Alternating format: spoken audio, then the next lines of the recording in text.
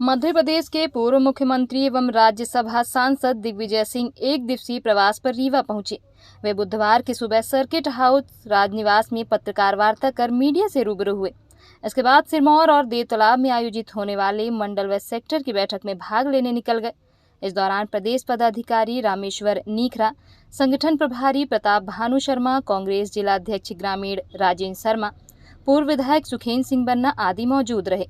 Digvijay Singh media के सामने केंद्र व राज्य सरकार पर जमकर निशाना साधा। कहा कि शिवराज सिंह झूठों के सरदार हैं, उनसे बड़ा सरदार दिल्ली में है, चारों तरफ झूठ बोल रहे हैं। इस बार के चुनाव में जनता जवाब देगी। मध्य प्रदेश की बात करें तो यहाँ 3 प्रकार की भाजपा है। पहली शिवराज भाजपा, दूसरी महाराज भाजपा, तीसरी नाराज भाजपा। नाराज भाजपा हर जिले में है। अब झूठों के सरदार श्री शिवराज सिंह चौहान, लेकिन सरदार से बड़ा भी एक और सरदार दिल्ली में है, नरेंद्र मोदी। दोनों झूठों के सरदार हैं, एक देश का और एक प्रदेश का। अब हिम्मत देखिए शिवराज सिंह की झूठ बोलने में। उन्होंने कहा कि हमने मध्य प्रदेश में किसानों की आमदनी दुगनी कर दी। यही कहा। एक भी किसान इस प्रदेश का ये कह दे शिवराज सिंह चौहान के परिवार को छोड़कर, क्योंकि शिवराज सिंह चौहान के परिवार अपनी काली कमाई का पैसा नंबर 1 में कर रहे हैं और दूध सप्लाई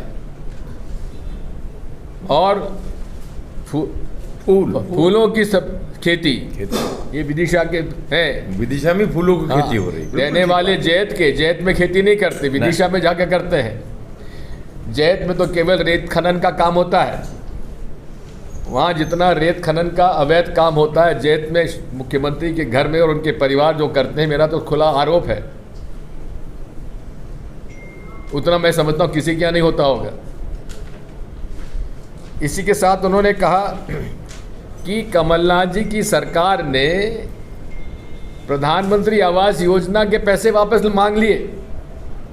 एक उदाहरण बता दीजिए, एक झूठों के सरदार। और बताना चाहते हैं हम कि कांग्रेस के राज में 2019 में 75,145 प्रधानमंत्री आवास और अप्रैल 2019 से मार्च 2020 तक 2,71,000 मकान, इससे 3,46,000 मकान का निर्माण कमलनाथ जी की सरकार में हुआ था, जिसमें कि केंद्र सरकार का पैसा लगा 2,494 करोड़ और मध्य प्रदेश सरकार का, कमलनाथ जी की सरकार। दिग्विजय सिंह ने कहा कि शिवराज भाजपा 2003 से लूट मचा रही है। अब महाराज भाजपा को 3 साल लूटने का अवसर मिला है। नाराज भाजपा के लोग कह रहे हैं कि तुम ही लूट रहे हो, हमको नहीं लूटने दे रहे हो। जो चना खाकर पार्टी खड़े किए वह आज साइड लाइन है। कुछ ईमानदार नेता हैं, वह परेशान हैं। वहीं पूर्व मुख्यमंत्री कैलाश जोशी जैसा ईमानदार नेता नहीं हुआ है, वह जमीनी कार्यकर्ता थे। उनके पुत्र दीपक जोशी जब एबीवीपी में नेता थे तब शिवराज कार्यकर्ता रहे हैं। आज कैलाश जोशी की मूर्ति तक नहीं लगने दे रहे। कहते हैं जमीन नहीं मिल रही है। कमलनाथ जी ने 3 मिनट के अंदर मूर्ति भी लगवा दी, जमीन भी दिलवा दी है। कमलनाथ के ऊपर आरोप लगा रहे हैं कि किसान कर्जा माफ़ी नहीं हुई है। हमारे पास जैत के लोगों का रिकॉर्ड है जिनका कर्जा माफ़ हुआ है। ओवरड्यू जितने किसान थे उनके 2 लाख का कर्जा माफ़ हुआ है। हमने कई लोगों के पहले 50,000 फिर 1 लाख का कर्जा माफ़ किया, लेकिन शिवराज ने जितने राजा महाराजा थे उनको खरीद लिया और सरकार गिरा दी। लाडली बहन योजना का जहाँ तक सवाल है, मैंने जैसा कहा कि इनको 20 साल बाद याद आई। हम लोग गैस की टंकी भी 500 रुपये में देंगे। एक हमारे महिला नेता ने बात बिल्कुल सही कही कि आज 1170 रुपये की कीमत है टंकी की। तो शिवराज सिंह जी, आप ये फॉर्म भरवाने के बजाय एक काम करो कि हम पूरे जो आप खर्च कर रहे हो वो सब्सिडी जो है आप गैस का जो हमें सप्लाई करता है उसको दे दो, हमको तो 170 रुपये में टंकी दे दिया करो। ये फार्म वार्म भरवाना बंद करो, इसमें ऑनलाइन भरो।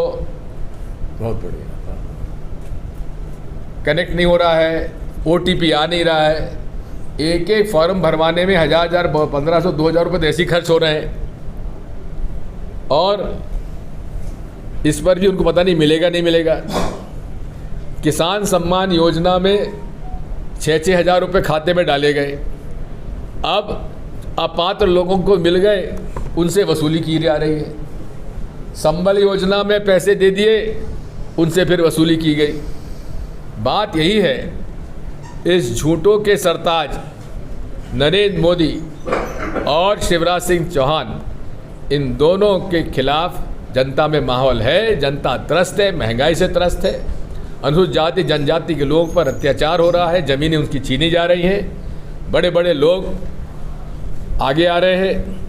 और अंत में जैसे हमारे कई मित्र कहते हैं कि भाजपा भी अब 3 गुट में बट गई है। एक शिवराज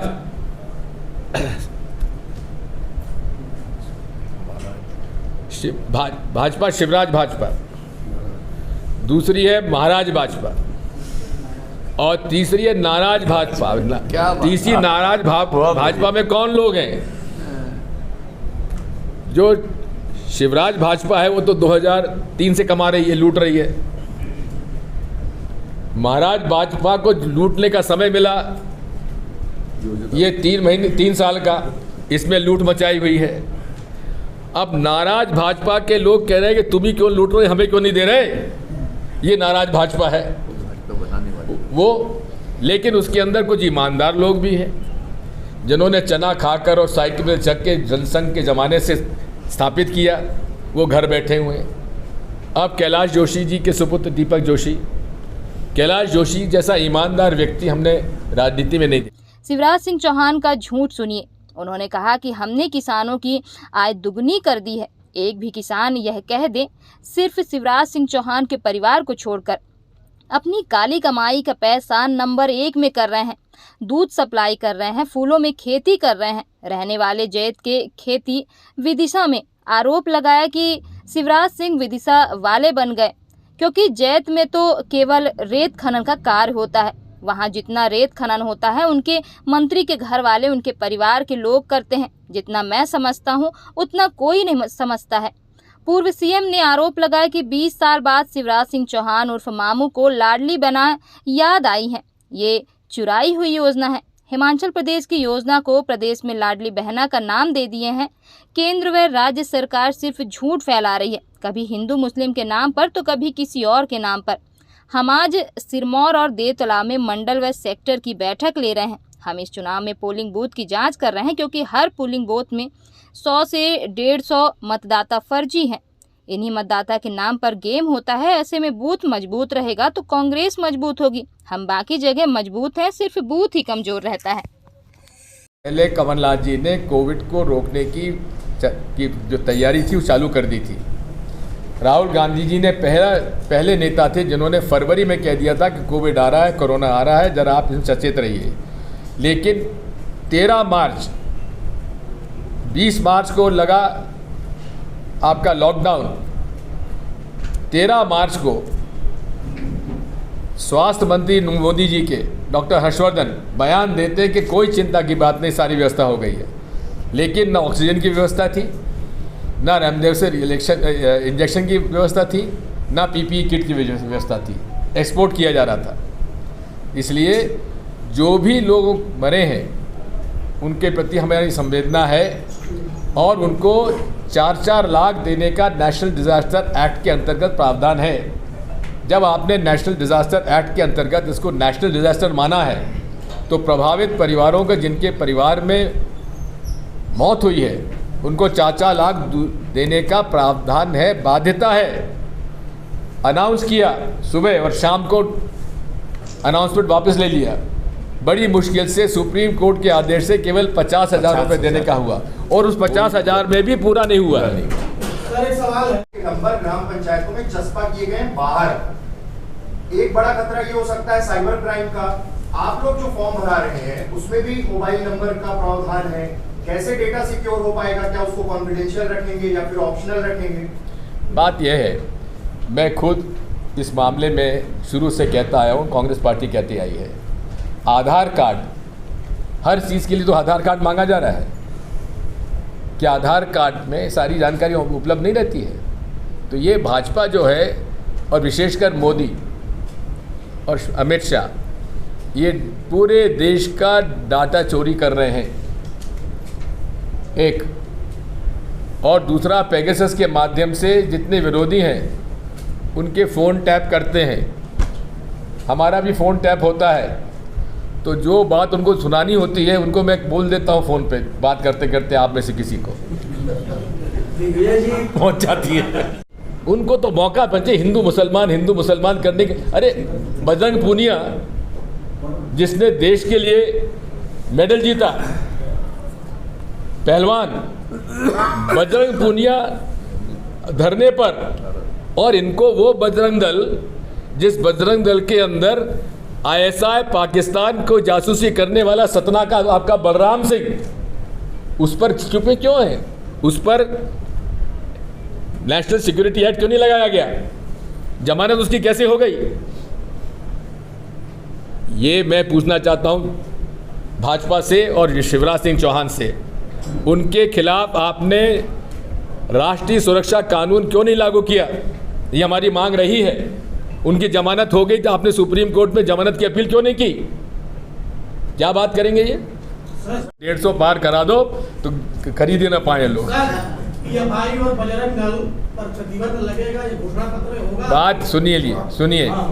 बात सुनिए, सुप्रीम कोर्ट का निर्णय है, जो भी संगठन दूसरे धर्मों के प्रति नफरत फैलाता है उसके खिलाफ सख्त कार्रवाई होना चाहिए। ये हमारा स्टैंड है। सरकारी सम्मान योजना में जो 500 रुपए दिए जा रहे हैं सिलेंडर में, और 1500 रुपए प्रतिमाह महिलाओं को, हाँ। लेकिन महिलाओं के मन में एक और टेंशन है कि वह देंगे तो पैसा में, लेकिन हमारा ही पैसा टैक्स के रूप में हमसे वसूलेंगे, क्योंकि मध्य प्रदेश के ऊपर ऑलरेडी कर्जा चढ़ा हुआ, तो आप उसको कैसे मैनेज करेंगे? एक बड़ा सवाल है। ये प्रश्न आपको पूछना चाहिए था भाजपा के मुख्यमंत्री जी से। सर